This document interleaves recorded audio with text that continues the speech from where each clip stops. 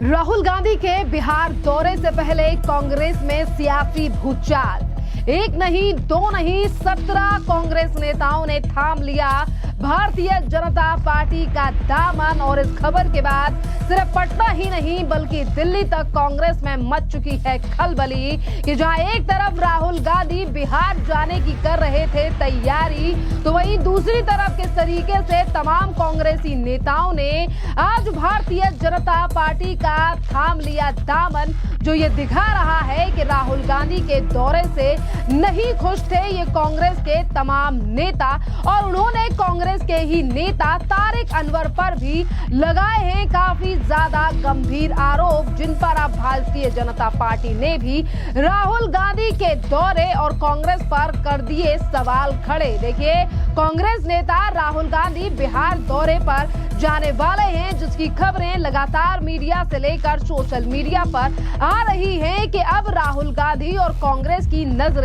आने वाले बिहार इलेक्शन में हैं। पर इसी राहुल गांधी के दौरे से पहले, इसी बिहार इलेक्शन से पहले अगर 17 नेता जो कि भारतीय जनता पार्टी में शामिल हो चुके हैं कांग्रेस में से, ये एक बहुत बड़ा झटका है। और इन तमाम नेताओं ने कटिहार से छठी बार सांसद बने तारिक अनवर पर भी एक बड़ा आरोप लगाया है। और उन्होंने कहा है कि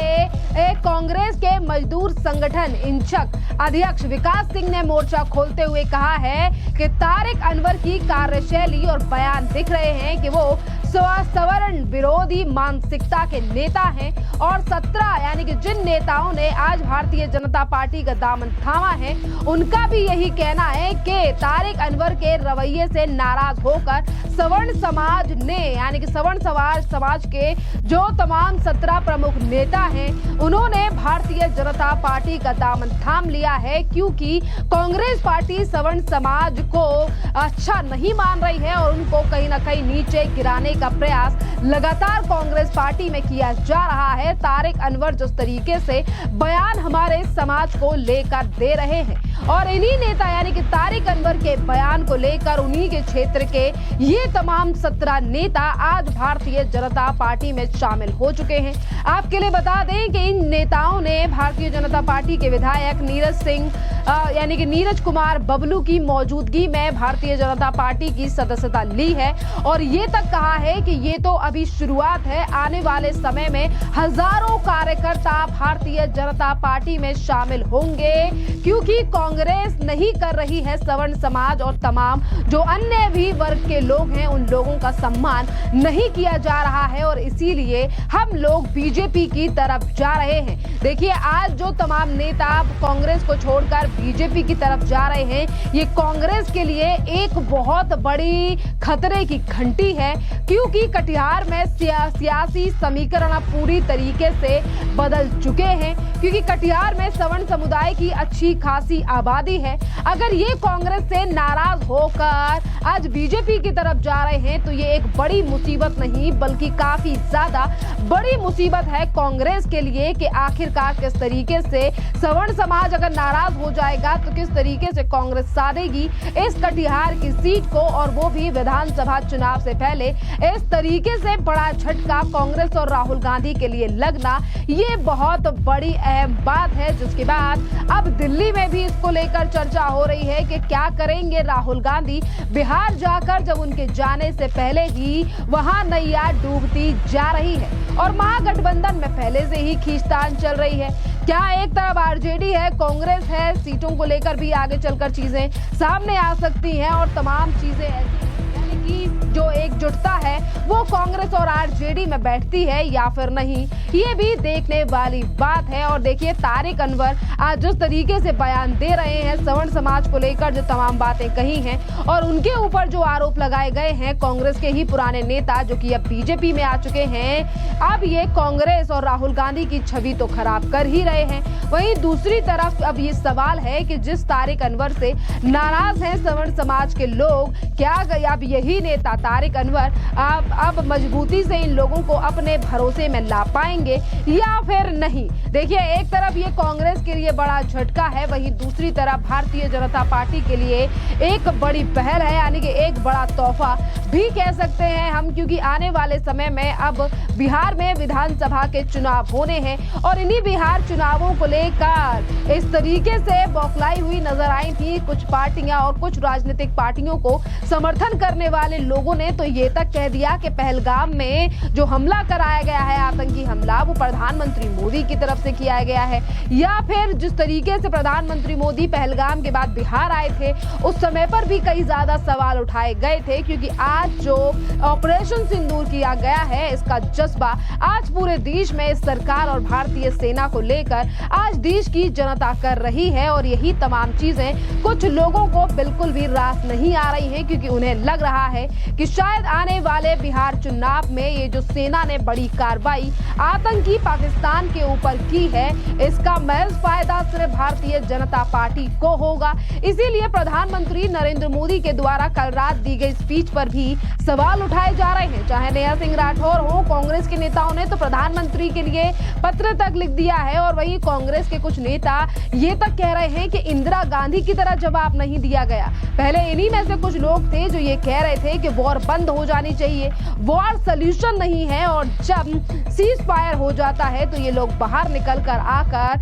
तमाशा करने लगते हैं और सरकार पर सवाल उठा रहे हैं। खैर, ऑपरेशन सिंदूर और भारतीय सेना को लेकर अब भारतीय जनता पार्टी के विधायक नीरज कुमार सिंह का भी बयान सामने आया है। सुनिए क्या कह रहे हैं बीजेपी के विधायक नीरज कुमार सिंह। भारत और पाकिस्तान के बीच हो रही युद्ध को लेकर के बीच में एकाएक सीज फायर का अनाउंस हो जाना, अमेरिका का जो है इसमें डिवेलपमेंट लेना क्या दिखाता है और क्या कहेंगे? ये सबसे पहले तो हम क्लियर करना चाहेंगे कि ये युद्ध नहीं शुरू हुआ था। जो आतंकी गतिविधि हुई थी उसके जवाब में हिंदुस्तान के हमारे सेना ने, फौज ने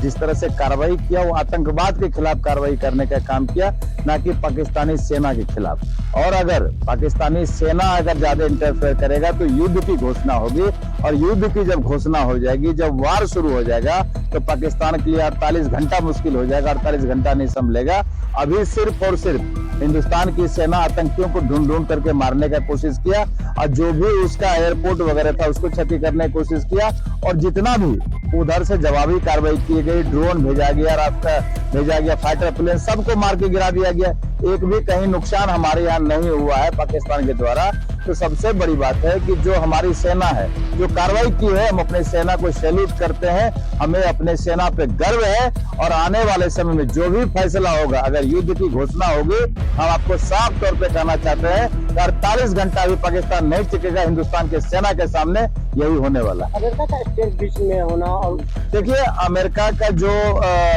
स्टैंड लिया गया है, जो विश्व की बड़ी बड़ी शक्ति है, वो कहीं न कहीं जब भी कोई विवाद होता है तो उसमें लोग आके इंटरफेयर करते हैं, एक समझौता का काम करते हैं। तो समझौता का प्रयास कर रहे, वो उनका प्रयास चल रहा है। ऐसा नहीं है कि हम दूसरे के शर्त पे समझौता करेंगे। हम जब भी कोई वार्ता करेंगे तो अपने शर्त पे करेंगे, किसी दूसरे के शर्त पे वार्ता नहीं करेंगे। अगर पाकिस्तान आज माफी मांग रहा है, आज लिख के देने के लिए तैयार है कि आगे कोई सी घटना नहीं घटेगी, अगर इस शर्त पे होगा तो कोई घटना घटेगी तो उसे वार माना जाएगा और पाकिस्तान पर जबरदस्त उल्टा कार्रवाई की जाएगा। ये सब अभी चल रहा है और थोड़े ही समय बाद, आज से कल तक ये सारा निपटारा हो जाएगा कि आगे क्या होने वाला है। सीज फायर का जब अनाउंस हुआ तो उसके बाद में पाकिस्तान ने हमला किया था। देखिए, पाकिस्तान हमेशा से कुछ न कुछ गड़बड़ी करते रहता है और आतंकी को भेज करके, आतंकी को सामने रख करके गड़बड़ी करने का प्रयास करता है और सामने से कहता है कि हम कुछ नहीं किए, पता नहीं कौन कर दिया। ये पुराना आदत है, ये अब नहीं चलेगा कि हम कुछ नहीं किए, आतंकवादी कुछ किया है। अगर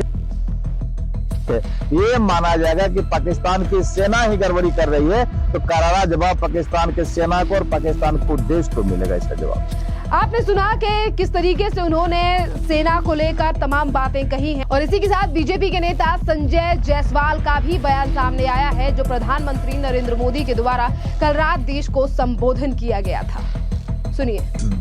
देश में जो वर्तमान परिस्थितियां हैं और हम सौभाग्यशाली हैं कि हमें माननीय प्रधानमंत्री श्री नरेंद्र मोदी जैसा नेतृत्व मिला है। आज बहुत ही साफ है कि 2004 से 14 तक हम केवल कड़ी निंदा के प्रस्ताव पारित करते थे। आज पाकिस्तान के द्वारा किसी भी आतंकवादी गतिविधि को पाकिस्तान द्वारा किया गया आक्रमण माना जाएगा। इस निश्चय के साथ माननीय प्रधानमंत्री जी ने जो राष्ट्र को संबोधित किया वह अपने आप में ऐतिहासिक है और पाकिस्तान को स्पष्ट संदेश है कि अगर इस देश में आतंकवादी घटनाएं होंगी तो उसका खामियाजा आतंकवादियों के साथ पाकिस्तान को भी हर हालत में भुगतना पड़ेगा। तो देखिए, आज ऑपरेशन सिंदूर के बाद जहां एक तरफ भारतीय जनता पार्टी यानी कि केंद्र में मोदी सरकार है और भारतीय सेना के इस एक्शन से लगातार जनता खुश है, तो वहीं कुछ लोग सवाल उठा रहे हैं कि उन्हें लग रहा है कि शायद इस ऑपरेशन और सेना की कार्रवाई की वजह से माइलेज प्रधानमंत्री मोदी को मिला तो कहीं बिहार में जो हम सरकार बनाने के सपने देख रहे हैं वो कहीं टूट ना जाए। खैर, आप भी राहुल गांधी के दौरे और बिहार में जो सवर्ण समाज के लोगों के द्वारा लगाए गए आरोप है और आज जिस तरीके से उन्होंने बीजेपी का दामन थामा है, इस पर आपकी क्या राय है? आप हमें कमेंट कर जरूर बताइए।